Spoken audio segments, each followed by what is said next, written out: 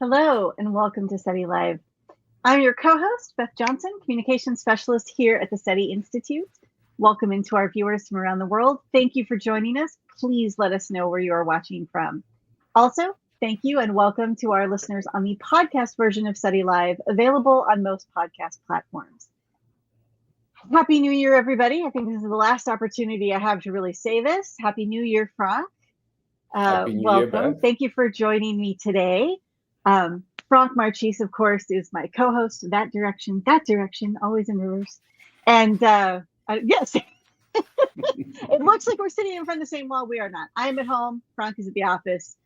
And we are here to talk about what to expect from space science in 2025. So thank you, Franck, for doing this. This is our fifth year doing this study live. Yes, 5 years. It's Wow. amazing.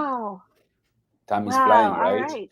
Let's That's watch exciting. the first video. I'm sure we were not that professional at the time. Now Sure, we're much we better. are not. I definitely feel like I have gotten a little bit more polished over the years. So wow, that's wild. Okay, so things that we started during the lockdown that are continue to this day.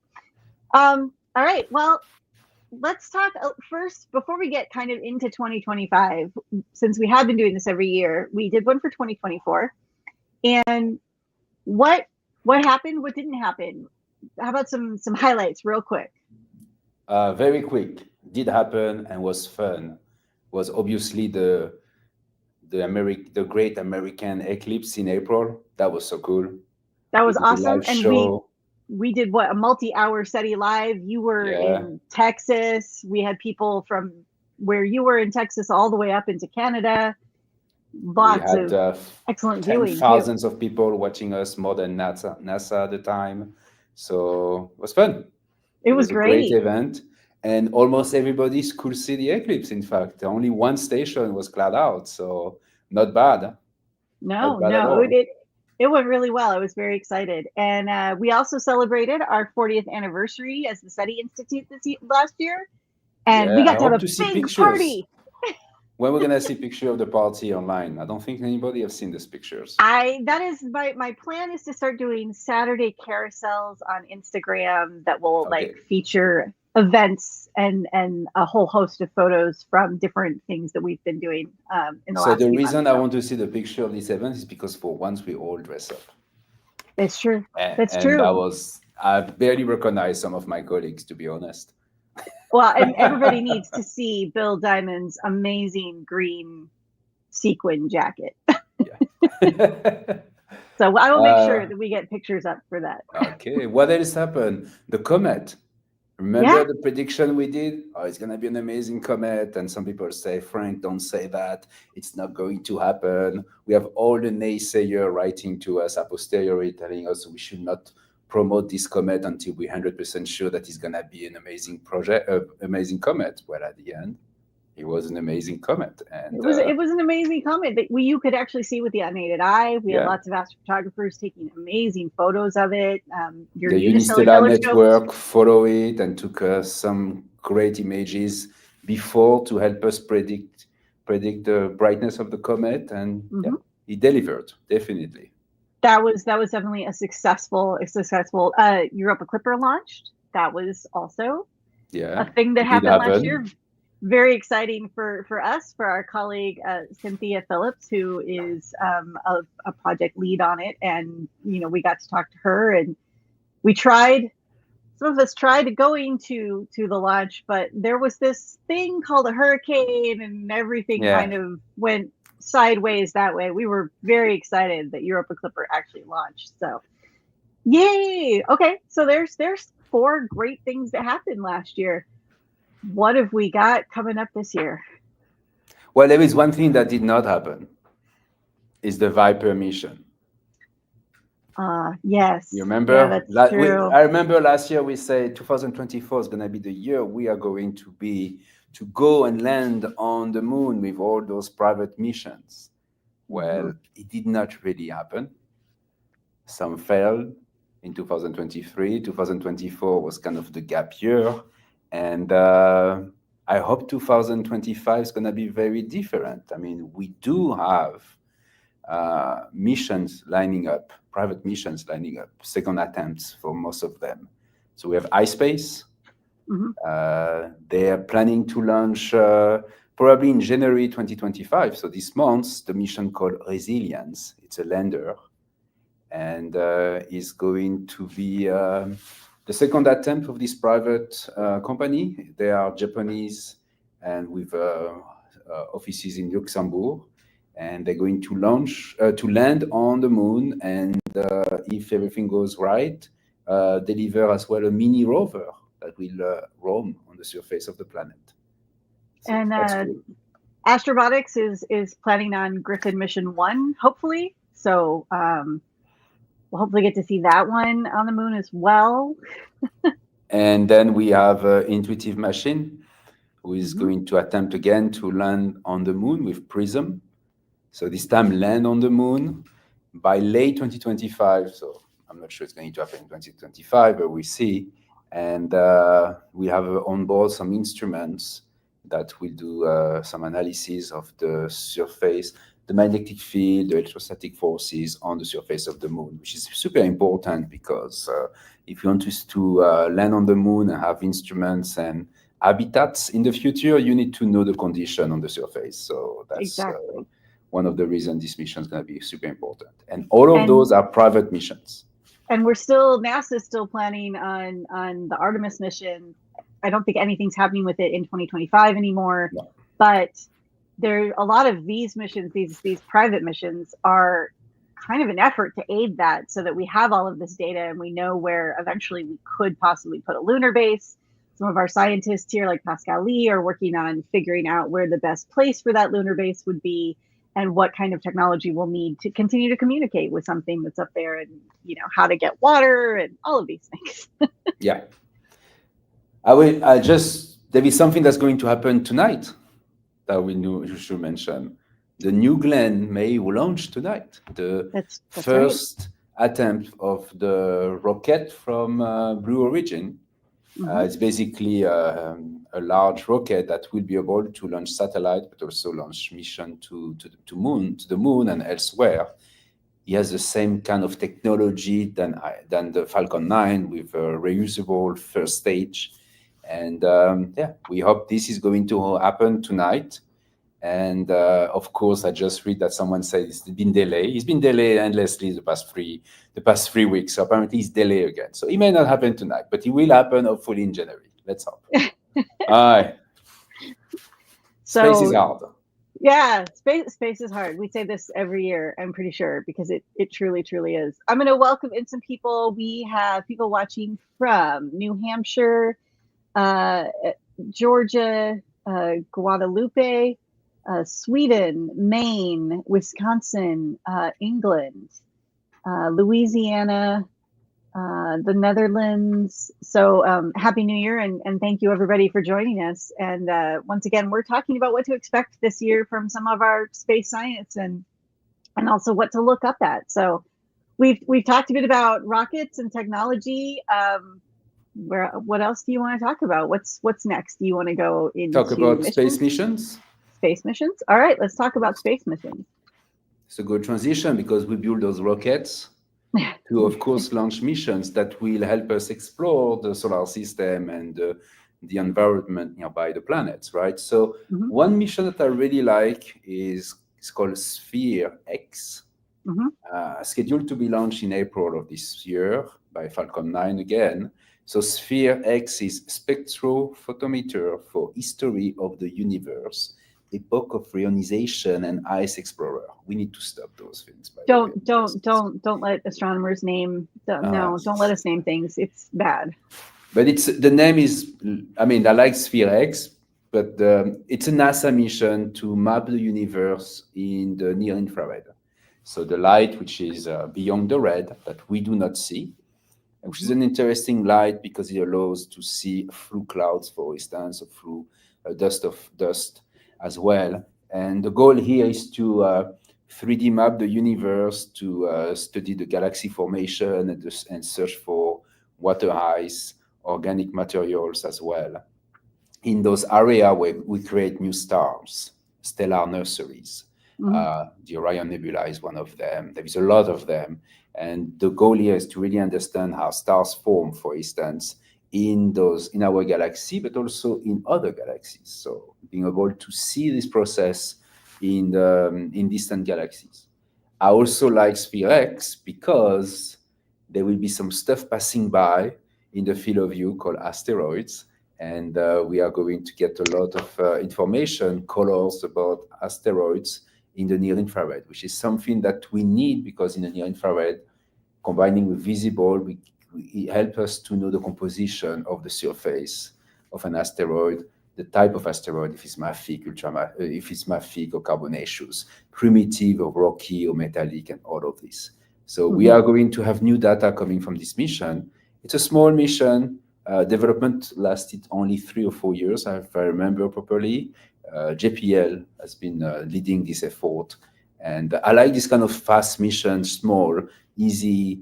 We launch them, they do a survey, and those are generally the one that has a huge impact on the long term. The last one in this field was NEOWISE, for instance. Yes.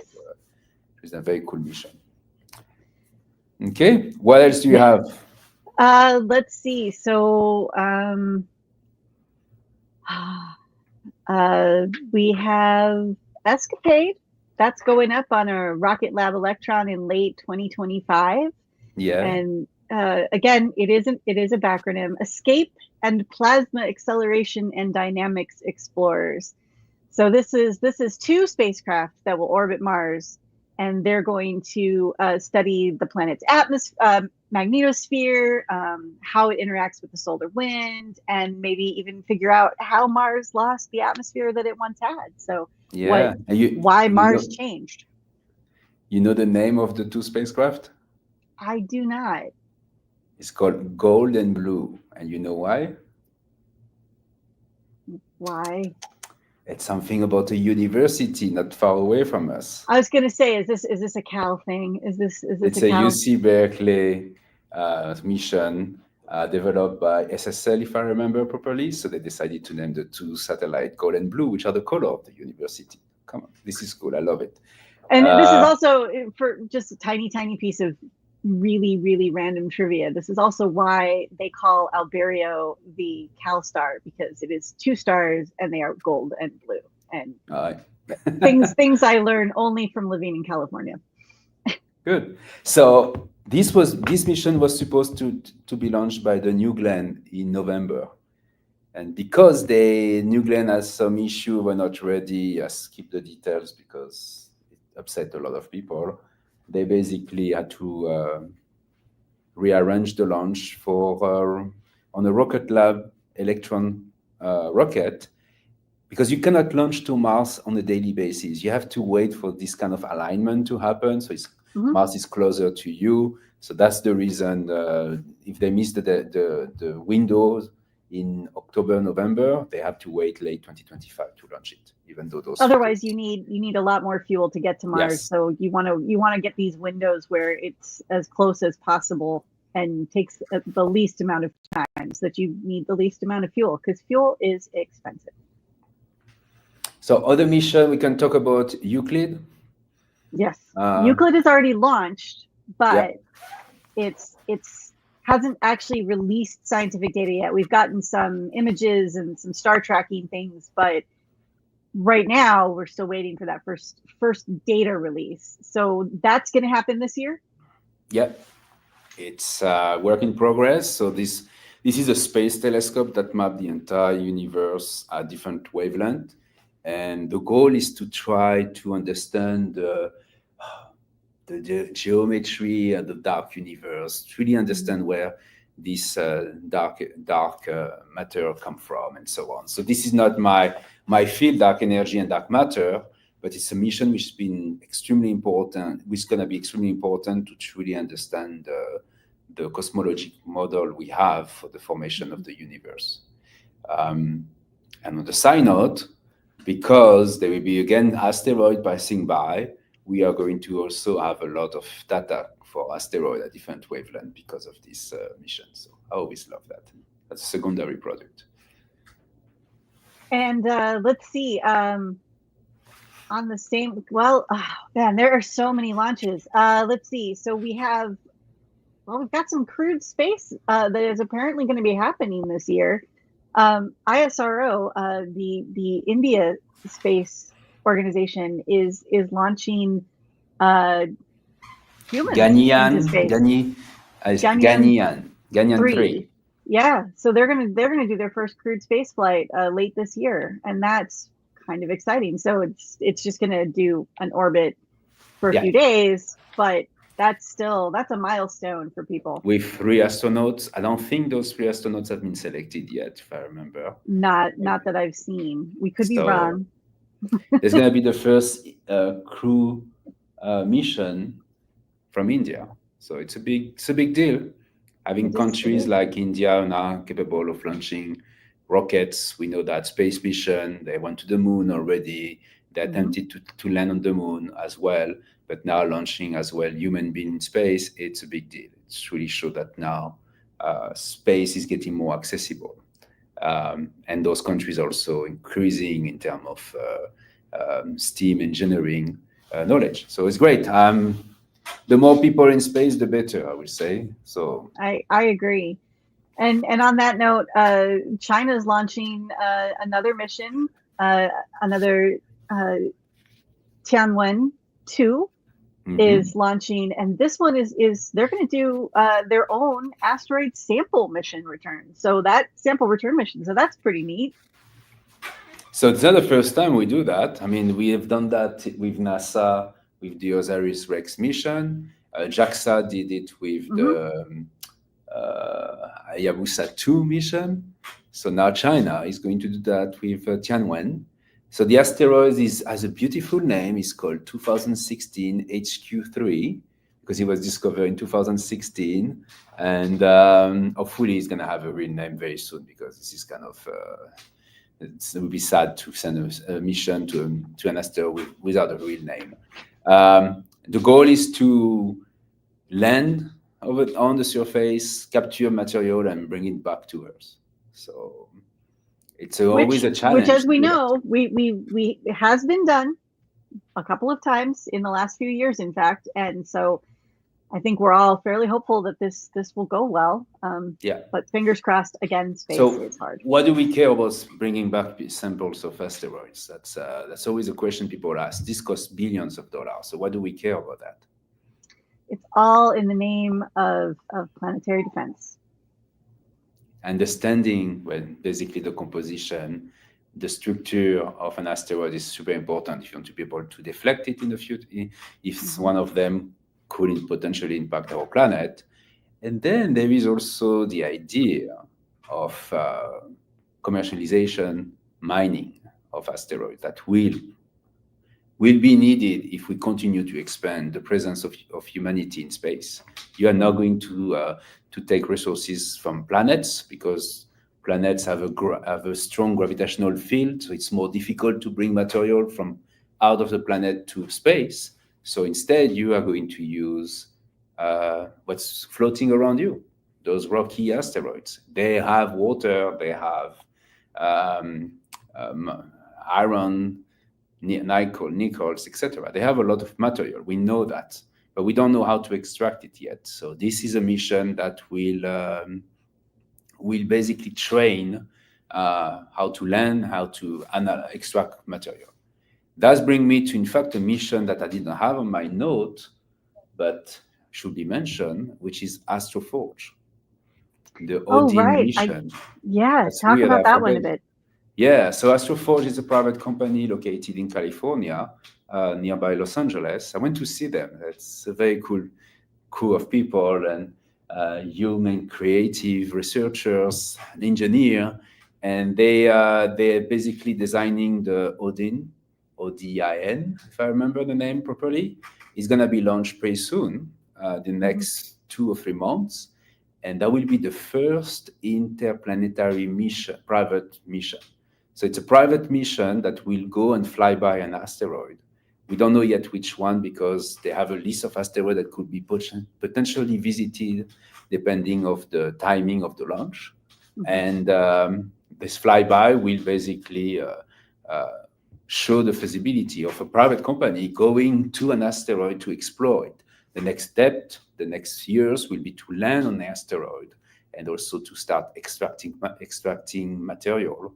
So we experiment the mining, because the mining will be the next step. So kudos Astroforge and Ad Astra. Absolutely. And I'm going to welcome in a couple more people. We also have people watching from Hawaii, more Sweden, and Washington State. So thank you for joining us. Speaking of asteroids, I would be remiss to not mention a NASA mission that is about to fly by an asteroid this year, and that is Lucy, which is on its way to the Trojan asteroids that orbit in conjunction with Jupiter. But in this case, they've actually managed to find a main belt asteroid that they're going to do a flyby of, sort of test the navigation of the spacecraft, the tracking system, all of this before it gets to its main target. And that's happening. That flyby is happening in April. So this spacecraft launched in 2021, and Jupiter's a ways away. So we found other things to do, because that's what we do in space. We take advantage of ways that we're going and manage to do things. So the asteroid is called Donald Johansson. Mm-hmm. You know who is Donald Johansson? No, I don't actually. So I discovered Donald Johansson because I went to the launch of the Lucy mission and I met Donald Johansson. Don Johansson is the anthropologist that discovered the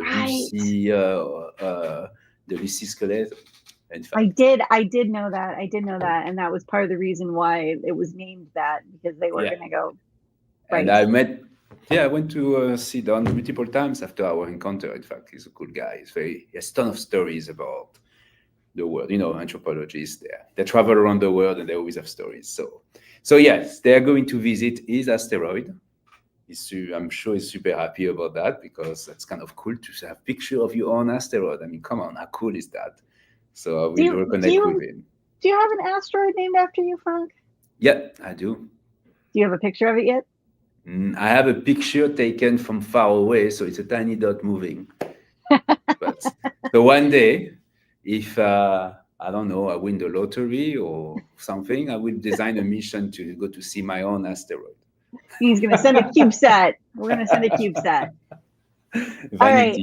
I know we need to move on to some ground-based telescopes and some space-based telescopes, more instead of just the spacecraft themselves. But I also have to say that in not happy news, we will be reaching the end of the Juno mission this year. And Juno, of course, has been orbiting Jupiter since 2016 and is on its extended mission and has been getting great pictures, great data from Jupiter, and also of some of Jupiter's Galilean moons. So that has been fantastic. I mean, anything that takes pictures of Io, is going to make me happy. But so... How they're gonna hand the mission? That's the interesting part that I like. And this, every time we hand a mission in the Jupiter system, it needs to be very dramatic. So why this one's gonna be dramatic? Well, you don't want to contaminate the moons, because we think that some of those moons, especially with the ones with subsurface oceans, have a possibility of hosting life. It's the same thing that we think of Saturn. So when we do these, we send them into the atmosphere of the gas giant themselves. Assuming that there is no life in the gas giant. Yeah, it is kind of. I don't think it's necessarily a big assumption, but it is. Yeah, it is. Yeah. It is how we do this. So So that's the way we Cassini into it. Yeah. Cassini, Galileo will do the same thing with Juno. So. Okay. I will be sad. There will be another one. There will be more. Thing I like, I don't like when we hand a mission, but it's ending a mission is also a way to free the budget of NASA, which is limited, and also to free a team to start doing something more innovative. So that's the way you make progress. If we had to keep the whole mission running forever, we will basically be still using technology from the 70s. And hey, can anybody say Voyager? Yeah, well, yeah.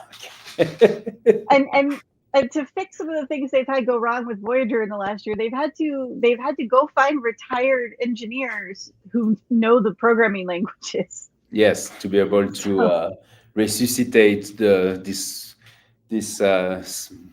spacecraft that went into this weird mode that they were not expected to have.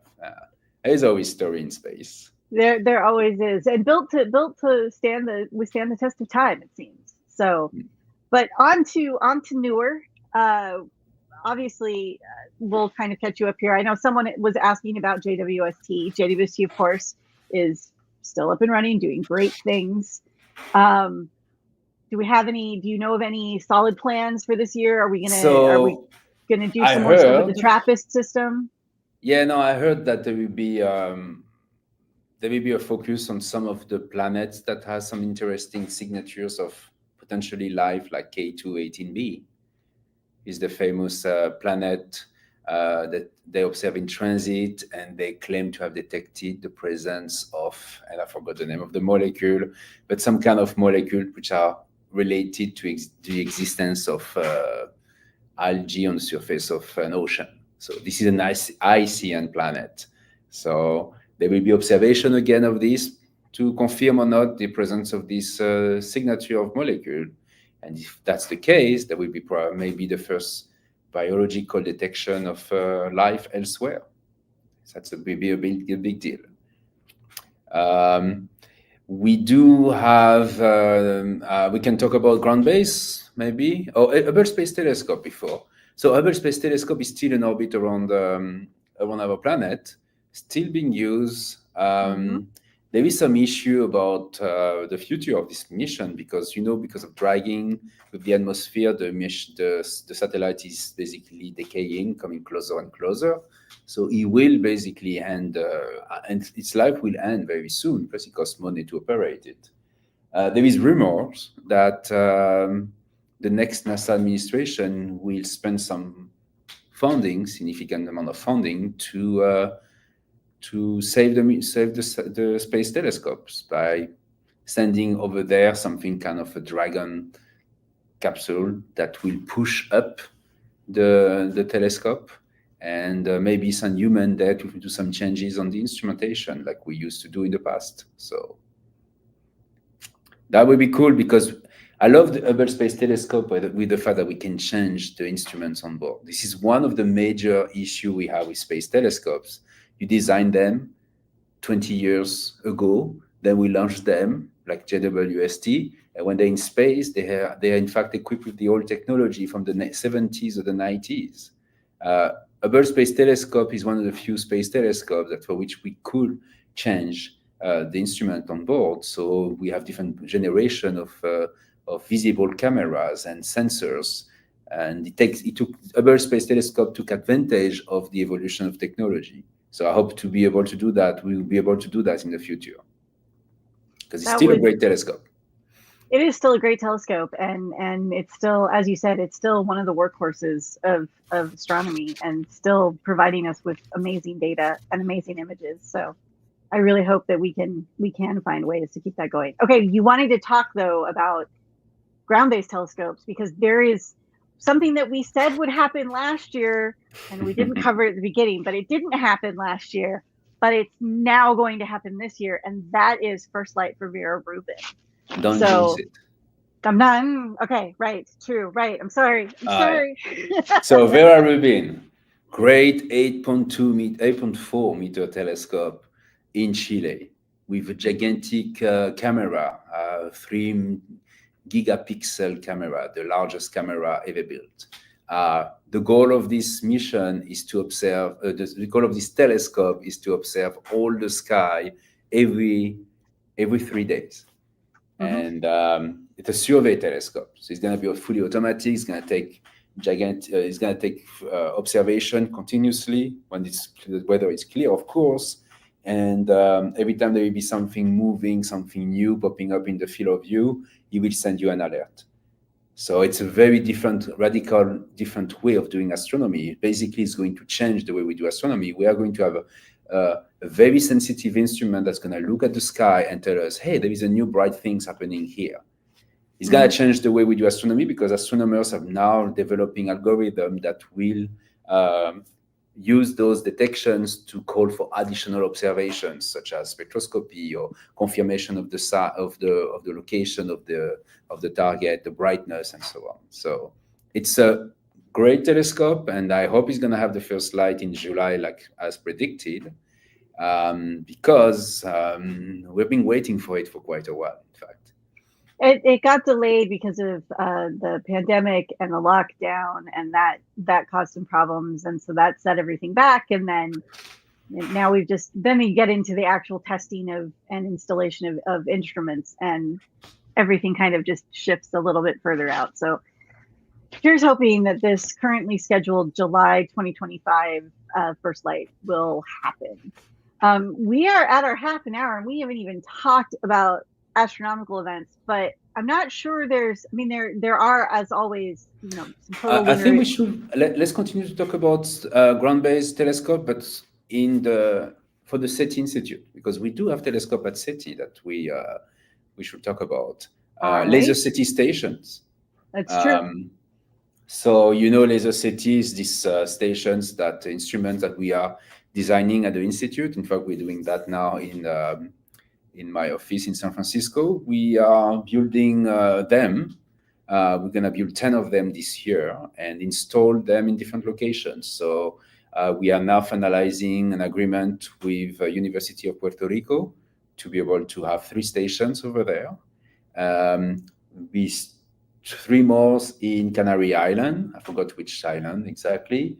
We're going to have probably 1 in Bhutan or India, and 2 somewhere in the Arabic Peninsula. So those instruments are SETI Institute instruments. They observe all the sky, and the goal is to detect transient events, such as laser pulse coming from extraterrestrial civilization that will like to communicate with us, for instance, to tell us they're here.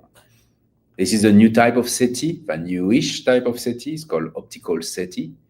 And we are going to have those instruments online in the next year, and hopefully have the data also available so people can see the data being taken and do their own data processing, their own analysis. I saw someone making comments about the fact that we don't observe all the sky all the time. Well, we do. It's called laser SETI. We're still building that. 58% of the sky will be covered when we have the entire network in the northern hemisphere. And at the end of the year, we're going to go through the phase 4, where we're going to start installing instruments in the southern hemisphere. So to truly have 100% coverage. And maybe Franck, when you go out to do some of those installations, we'll get you to do a SETI Live from one of them. Yes, we are going to do one definitely from Puerto Rico. Come on, this is going to be fun. And we're going to be working over there with the Professor Abel Mendes and his students. So that's going to be a great opportunity to connect as well with a place which has been legendary in looking for aliens, of course, because we know the Arecibo, for instance, and the Arecibo message was sent from over there. Mm-hmm. So, which was also had its, I believe, 50th anniversary or 40th anniversary, 50th anniversary last year. Yeah. So that was a big deal as well. All right. Well, is there before we go? We have Unistellar too. Yeah, you want to talk about what you've got coming for Unistellar? Yeah, I know that we have several citizen astronomers from the Unistellar network watching us. So I'm gonna tell things that I did not mention yet to anybody on Slack. So guys, ready? We are releasing a new observation mode this year, the beginning of this year. It's gonna be focusing on satellites, allowing people to observe satellites, track satellites. The goal here is to help astronomers, so we know the orbit of those satellites and can predict, for instance, when they're going to be nearby interesting scientific targets.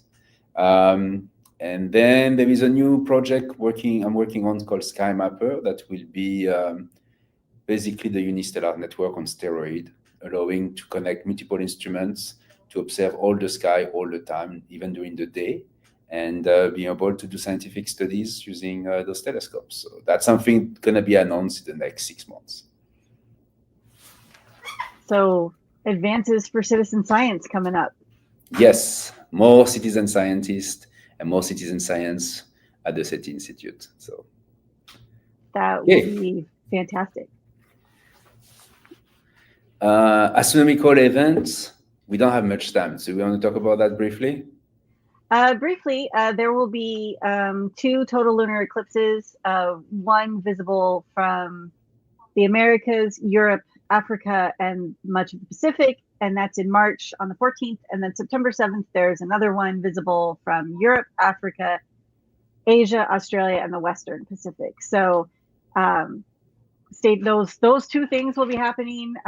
We have partial solar eclipses, no total solar eclipses this year. I think kind of the 2 most interesting things that are going to happen. One is this so-called disappearance of Saturn's rings, yes, which is not a real disappearance, but it's basically that our view from Earth, the rings are going to be so perfectly edge on, and they're so thin that we really won't be able to distinguish them from the planet itself. We won't be able to see like the line of them. So this is in March. One of those. Yeah, this is in March, and this is one of those things that happens every so often. What, like 14 years? Yes, yeah. So that, and unfortunately, I believe what I also read is that it's not really going to be a visible event from Earth anyway, because of where Saturn will be on the other side, and also like daytime issues and moons and things like that. So yeah. But can there may be some space telescope that may be able to see it. So we see. Yeah. Okay.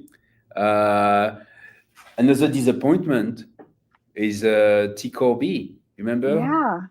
Yeah. Coronary Borealis, whatever this nova binary system that was supposed to explode and make a bright star in the sky, blah blah blah. It was and again, you know, the citizen scientists for Unistellar were tracking that and measuring the brightness, and there it's really truly on a schedule. It happens every so often because it's this binary system where it takes material from one star, and then eventually that becomes too much and it blows all of that material off, and then the other star puffs up, and then the cycle starts again. And unfortunately, we saw some of the key things that we thought were that really, you know, leading to this next nova for it, and then nothing yet. It didn't happen. So we are still monitoring it with the Unistellar network. It's late. It was supposed to happen between April and September 2024, based on the theorist. Once again, be careful with these people. Anyway, so we are going to continue to monitor it with the Unistellar network and other telescopes, and it may happen soon. I'm betting it's going to happen in 2025. Come on, can I do that late? I think one of the predictions, the new predictions I heard was that it would be maybe like starting in February was the earliest now that they're looking at the brightness changing. So now it's visible in the morning, if I remember. So you have to wake up early to see it. So if you have a telescope, take the time to look at this, because you may be the one who's going to see it live. And how cool is that? That would be pretty neat. So it's not a supernova. Don't get us wrong. It is not a star.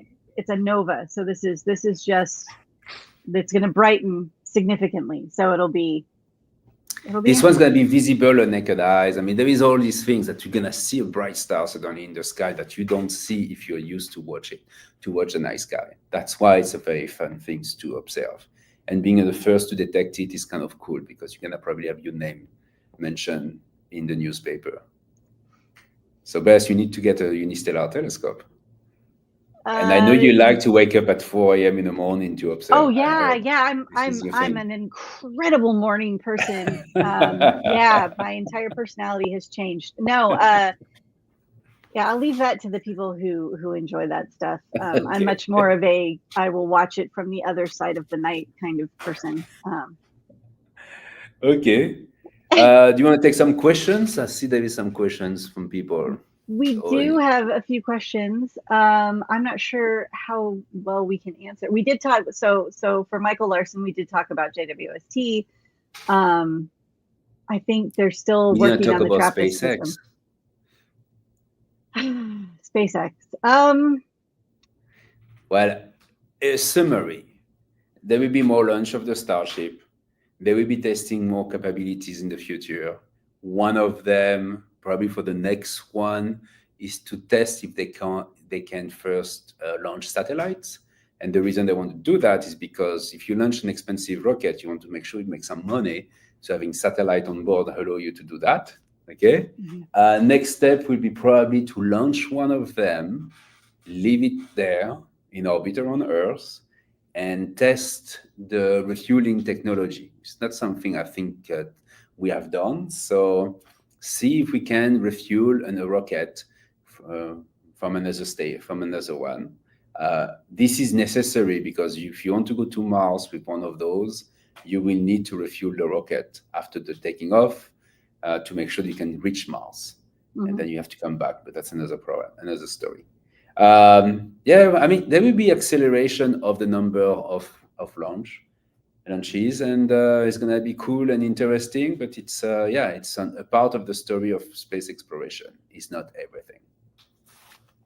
Just one piece of the larger puzzle, and also kind of goes along with, there's also been some talk and testing on refueling satellites, because we have a lot of earthbound satellites, and when they reach end of life, yes, we try and toss them into the Pacific Ocean at this farthest point from everything.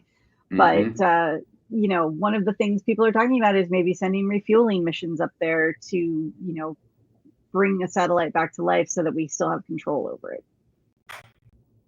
Yep. So any more questions we have? Marin is asking when Voyager is coming home. It's not. It's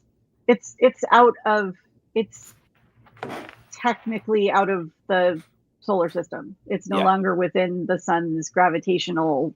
It's just going. A body in motion stays in motion unless acted upon by another force. Space is fairly empty, so that's just going to keep heading that way. And both Voyagers, and the Pioneers too. We just don't hear from them. They stopped calling home. Someone asked about Io and Enceladus. All right, so we had mission proposed for Io and Enceladus explorations. To my knowledge, none of them has been selected. Correct me, Beth, if I'm wrong. No, if there was an Io one that had been selected, I would tell you. Yeah. So that's been that you should not expect anything new in terms of space mission to explore Io and Enceladus. That's pretty sad. Especially, I mean, I love Io for multiple reasons because I did my PhD on this body, but Enceladus is a super interesting body. It's very, I mean, there is a higher certainty that there is some kind of complex chemistry happening at the bottom of the sea over there. And this could be in suggesting the presence of life in the ocean of Enceladus. So, I mean, it would be great if someone finally decide that we are going to send a mission there and do some sample return, sample analysis in the jets and see if there is any type of interesting bacteria or complex molecules in it. So, because that would be the proof of existence of life elsewhere in our solar system. So speaking of proof of the existence of life elsewhere, I do kind of want to address the elephant in the room and get your thoughts on it. There's a lot of talk about UAPs and the sighting of drones and other things, other objects over the eastern seaboard. Have you looked into any of that? Have you read about any of it? Do you have thoughts on any of it? Well, I asked the Unistellar Network to observe those because I think it's always interesting to have a scientific approach on anything in the sky. Did not get any data yet. It's very difficult to observe something moving like that with a telescope, such a small field of view. I'm having a meeting this afternoon with Peter Jeninsken to talk about whole sky camera to be able to do this kind of analysis. So we do address this question of how to record data to see what those things are, how fast they go, where they're going and all of this to do some kind of analysis, statistical analysis. And then I will say that for me, and the reason I'm saying that is because I saw a lot of drones flying above San Francisco during the break, the holiday break. And I'm 100% sure they're drones because I look at them with my binocular and you can clearly see the drones. And I think there is probably some activity, some use of drones now by the police of San Francisco and also people flying drone because they see drones. I mean, it's kind of a snowball effect here. You see drones flying because the police are trying to find stuff use them for multiple reasons, and you want to know where they are, so you fly your drone to see what these drones are. So at the end, like I have videos that I took during the 1st of January. You have basically a line of drones flying above San Francisco, and it's probably people following a drone who follow another drone who follow another drone. So. and I watched something that there's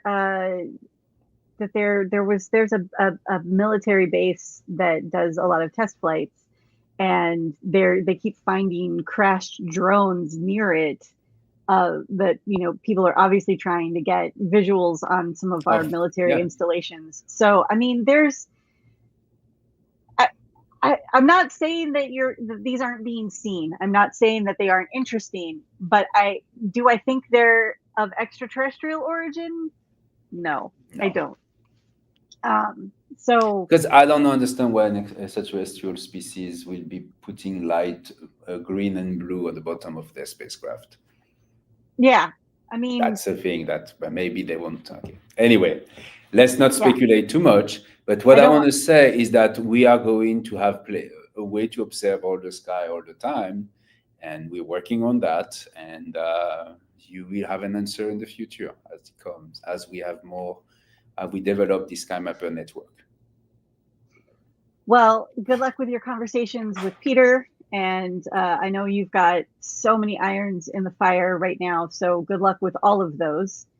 And you said we weren't going to go over 45 minutes. And I am now going to point out that, yes, we were. Thank you, everybody, for watching and joining us today. We really appreciate that you take the time out of your day to come and watch us talk about these things. And Franck will be back next week talking about searching for anomalous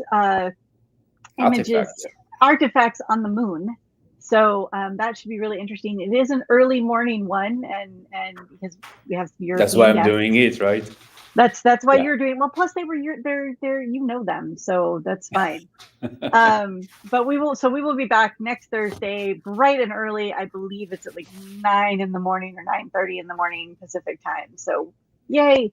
And then I'll be back later in the month to talk about more planetary stuff, and hopefully we'll have a bigger schedule soon. And so thanks everybody for being here. Thanks for your questions. Have a wonderful rest of the week, and do not forget that SETI is a 501c3 nonprofit, so we live off of your donations. So thank you so much for being here, and make sure you do all the things: subscribe, like, share, comment, the drill. And we will see you in a week. Thanks, everybody. Bye-bye. Take care.